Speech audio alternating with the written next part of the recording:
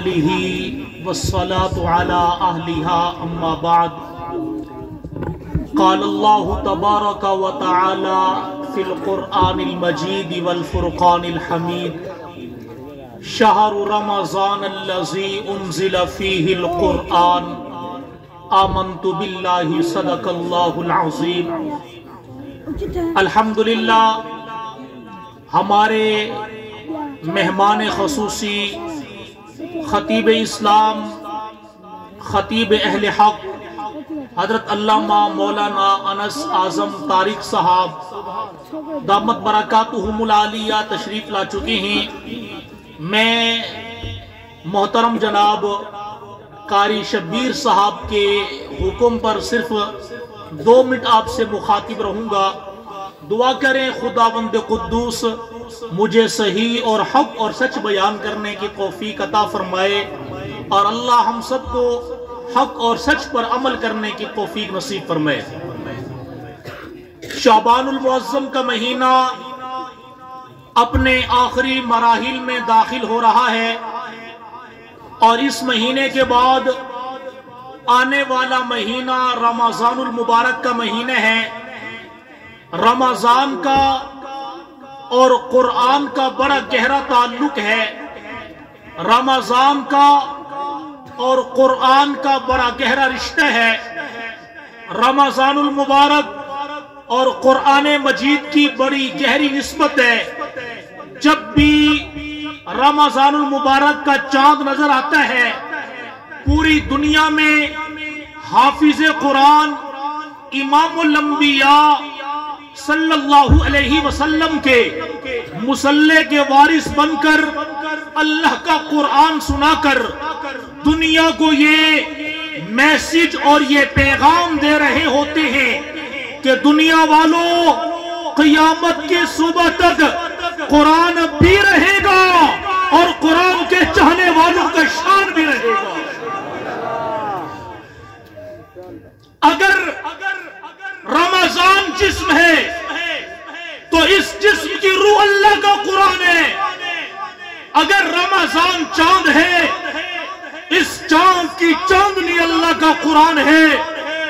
رمضان سورج ہے، سورج کی چمک اللہ کا قرآن ہے۔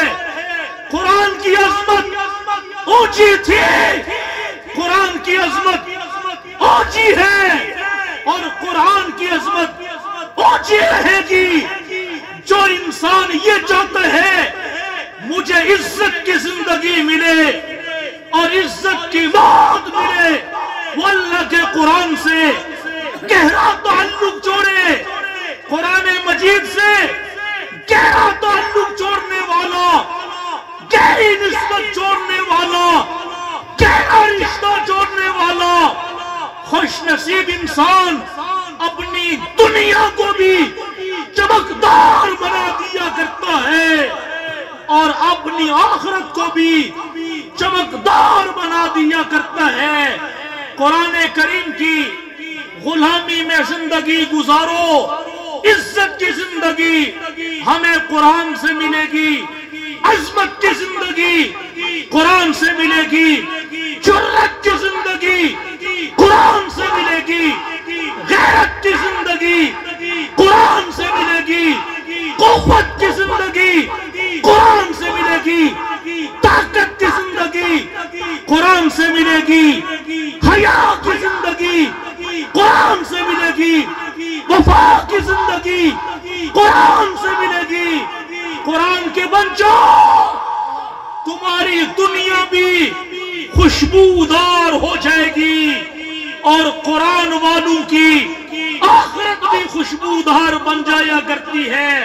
اللہ ہم سب کو قرآن کا سچا عاشق بنائے۔ وآخر دعوانا ان الحمدللہ۔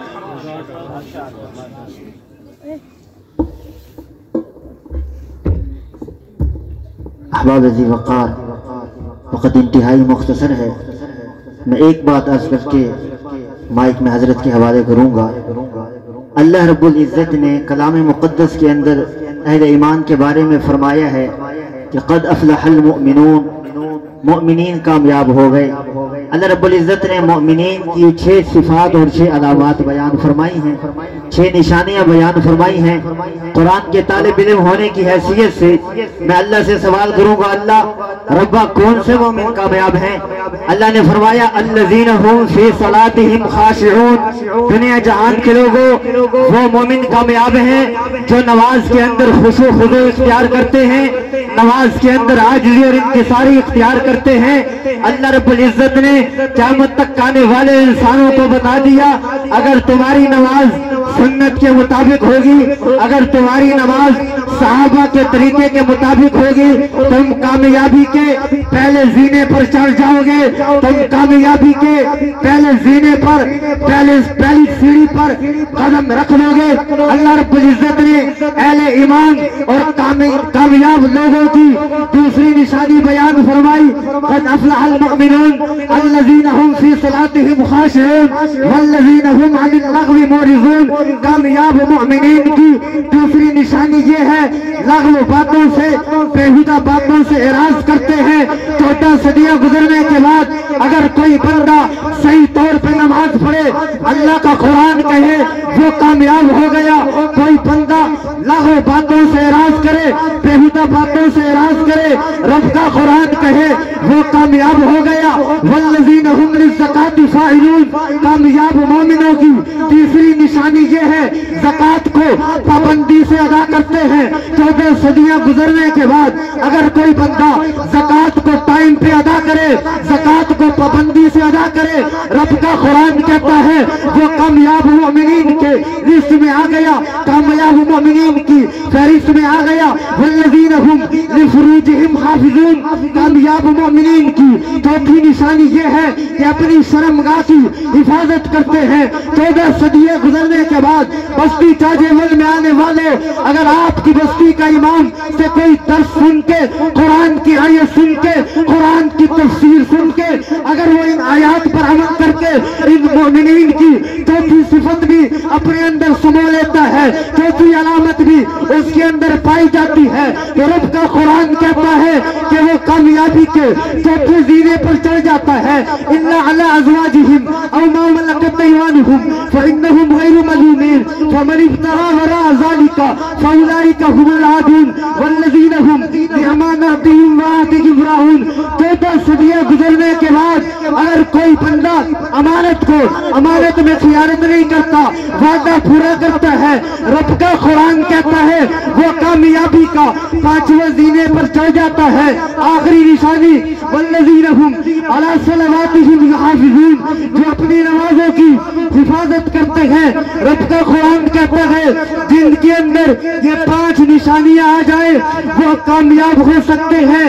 میرے واجب الاحترام دوستو، جس ابو بکر نے امام الانبیاء کے پیچھے کھڑے ہو کے نمازیں پڑھی ہو، وہ ابو بکر کیسے ناکام ہو سکتا ہے؟ جس فاروق اعظم نے امام الانبیاء کے کہنے پر زکوٰۃ دی ہو، وہ فاروق اعظم کیسے ناکام ہو سکتا ہے؟ جس عثمان غنی نے امام الانبیاء کے کہنے سے سخاوت کی انتہا کر دی ہو، حضرت عثمان کیسے ناکام ہو سکتے ہیں؟ جس صحابہ نے نماز سیکھی ہو امام الانبیاء سے، وہ کیسے ناکام ہو سکتے ہیں؟ زکوٰۃ کی تعلیم سیکھی ہو امام الانبیاء سے، وہ کیسے ناکام ہو سکتے ہیں؟ تلوار امام الانبیاء کے کہنے پہ اٹھائی ہو، وہ کیسے ناکام ہو سکتے ہیں؟ دنیا سے بے رغبتی امام الانبیاء سے سیکھی ہو، وہ کیسے ناکام ہو سکتے ہیں؟ 14 صدیاں گزرنے کے بعد آج اگر کوئی بندہ ان سے آیات پر عمل کر کے کامیاب ہو سکتا ہے تو صحابہ کیسے ناکام ہو سکتے ہیں؟ اونچ کے کہہ دو سبحان اللہ۔ میں دعوت سخن دینے چلا ہوں، خطیب اہل سنت